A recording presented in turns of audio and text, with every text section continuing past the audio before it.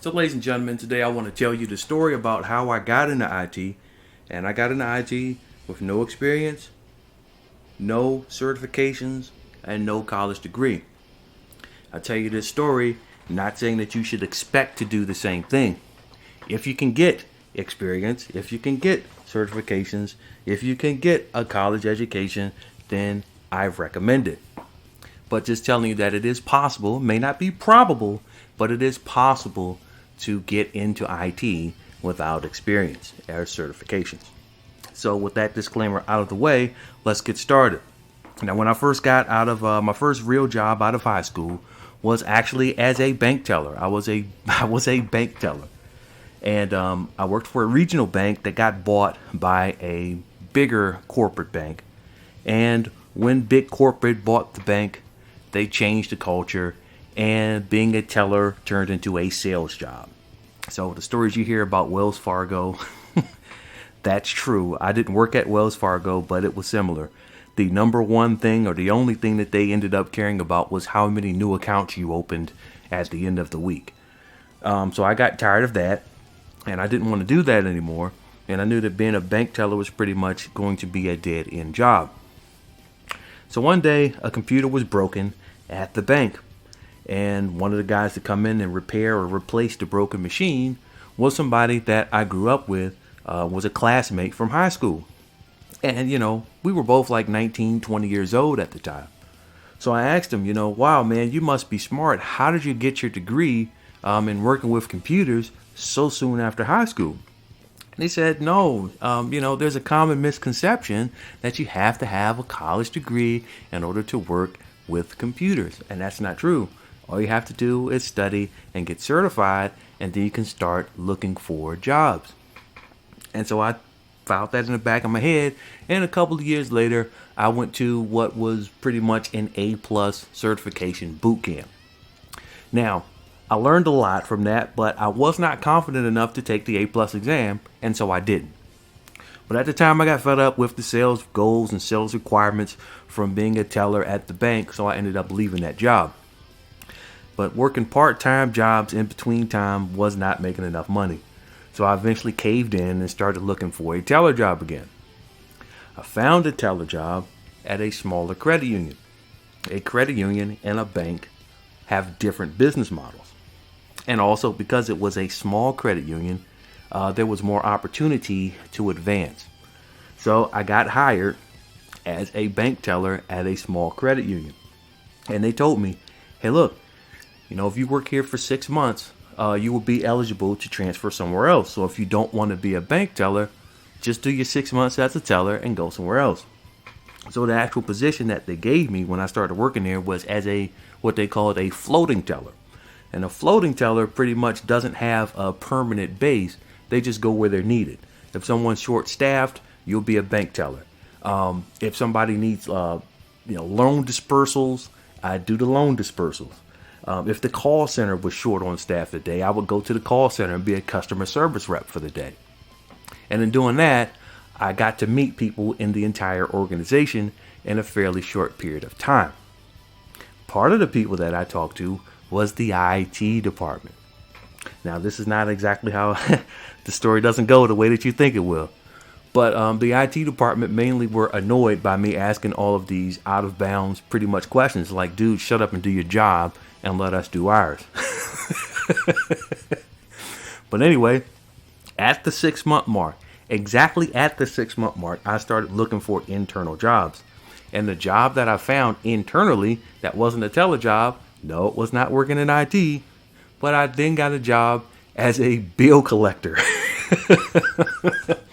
Now, when a credit union is not like a collection agency, it's more like a credit counselor type of deal, where they would see what they could do, find out why a person wasn't paying on time, and see if we could help them modify their loan payments, skip payments for them, give them hardship loans. It's really different than what you would think a actual collection agency does.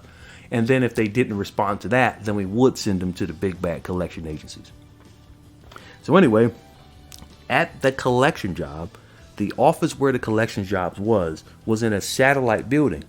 The satellite building was away from the IT department. So there was no IT staff on site. And as you know, if you work in IT with multiple locations, if there's not an IT person on site and there's an IT problem, you would have to dispatch a tech to go all the way to wherever the building was that was having the IT problem. The other option is, if there's no one around and nobody had the capacity or didn't feel like going to the remote location, you would try to find the most technically literate person that's in the building to try to at least do some top level or bottom level troubleshooting. And that person ended up being me. I was pretty much, over the course of a year or two, their smart hands. And we had some very technically computer illiterate people that were working in the building that I was in while I was doing collections. So, paper jam, is the computer on? Did they reboot it? Did they turn the monitor on or off? Yes, no. They would, before they would dispatch a tech, they would call me and say, hey, are you busy? Can you check on this person to see what stupid thing they've done? Is this a real problem where we have to dispatch a tech? Or is this something that they're doing that's dumb? And 9 times out of 10, they were doing something dumb and it wasn't really an IT problem. So anyway, as that continued going on and on, when I did finally talk to the IT department, they started, being more receptive to talking to me about computer issues now that I was helping them out, pretty much being their smart hands unofficially. And so the IT guy that I talked to, he was like, do you really want to be a collector for the rest of your life? Like, is this a career field that you want? I said, no, I actually want to get into IT some kind of way. But the only thing that stopped me is that I've gone to the boot camp, but I've never gotten a certification. He said, don't let that stop you. See what you can do to accentuate the customer service that you've had, your teller experience, and your collections experience, and try to see if you can use that to convince someone to hire you, because someone with ambition is sometimes all the people are looking for an entry-level IT job. And then he said, I know this because that's exactly how I got started. I was doing loans. I was doing teller work when I first came to this credit union, and now I'm in the IT department. So, and I have to thank him for what he did for me, but we'll get into that in a second. So there was a change in management in the IT department, and he didn't get along with the new IT manager, for lack of a better word. So he ended up finding another job and quitting. But on the way out, what he told them was, this guy over here pretty much does the IT work for this location unofficially. You guys should give him a shot. You should at least give him an interview. He could probably be my replacement. And that's exactly what they did. So they said, well, the only thing we can guarantee you is we'll give you an interview, and we may give you a shot. So they pretty much asked, since you don't have a certification or experience, why should we consider you? Which is a fair question. And so here's what I did.